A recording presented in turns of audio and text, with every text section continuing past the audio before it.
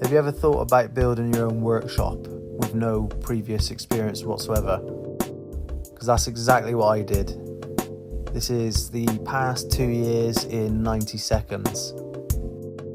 Now, I had no previous experience in any building work whatsoever before I started this project.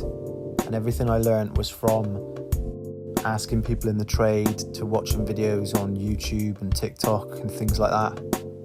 So, yes, it has taken me a while, but I did it all in my spare time, outside of work, busy family life.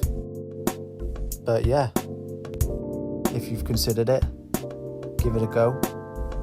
It can be hard at times and mistakes can be made. Things can be quite slow, but you save a hell of a lot of money and you learn new skills, so why wouldn't you? But I'll leave you to it, and you get the nice before and after at the end. Or I should probably say before and during, because it's still not finished. But yeah, let me know what you think, and if you like what you see, then hit follow.